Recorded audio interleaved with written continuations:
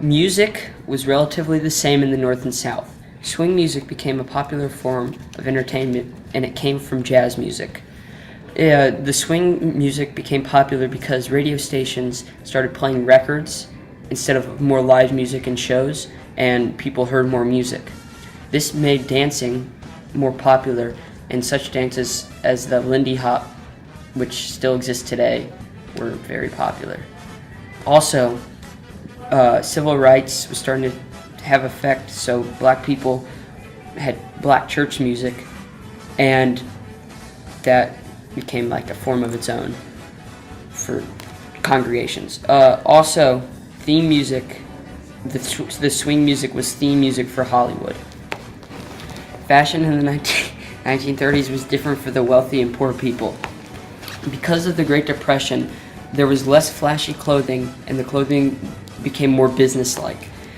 Zippers, which had been invented shortly before this era, were now becoming more mainstream and popular on women's dresses and things like that.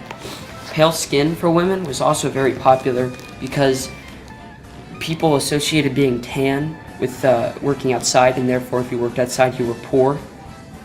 Some of the wealthier clothing was influenced by movie stars, and the biggest movie star that had an impact on the fashion was Greta Garbo. Nylon, rayon, and silk were all becoming materials that were common to find in clothing. Also, the rich enjoyed more silk and satin dresses for the women, and men had wool blends of suit, so different kinds of wool in their suit. While the poor kind of just had whatever they could find. It was mended often, and they wore cotton in the summer and wool in the winter. Sports and hobbies in the 1930s were popular entertainment, but more so in the North. Boxing and baseball were the most popular sports. People like Joe Louis, Barney Ross, Henry Armstrong, and Mikey Walker were popular champion boxers. Barney Ross was one of the professional boxers in the North. He soon became a world champion in 3 weight classes. Baseball was generally an even mix playing between North and South.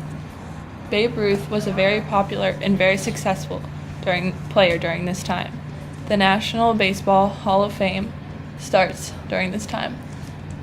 The first players chosen were Ty Cobb, Honus Wagner, Walter Johnson, Christy Mathewson, and Babe Ruth.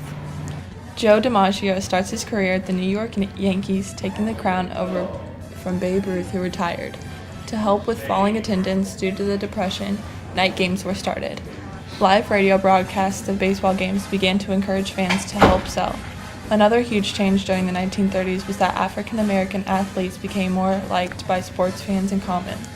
Even though there was still a lot of discrimination, several of the best athletes were African American. One African American who became a very successful boxer was Henry Armstrong. Horse racing was one of the popular hobbies in the 1930s, which included gambling and a large crowd. In the 1930s, film became much more popular as sound was added to the films, and they were known as talking pictures. Many made it to the theaters, and it was a very inexpensive way for people to enjoy themselves during this hard depression. There was a wide spectrum of genres, such as comedies, thrillers, and musicals. By 1936, there were 100,000 million admissions to cinemas per year. These cinemas helped people escape from the troubles of their lives while they went and spent an afternoon forgetting about everything.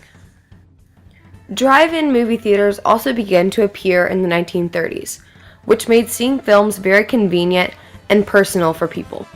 Radio was also a very convenient and cheap way for people to get information and entertainment during this time.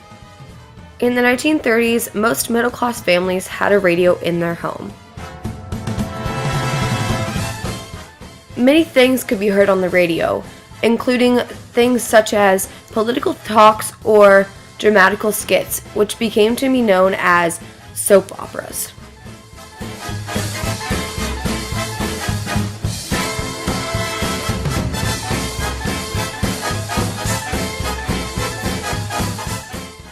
President Roosevelt used the radio to address his people in a very casual setting, where he would open with the line, "Good evening, friends," with talks he called fireside chats.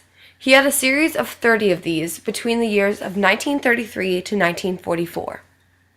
Roosevelt discussed an array of political topics, but most of all, he spoke directly to the goals and fears of his country, and he instilled a new sense of hope and happiness into the country during the Depression.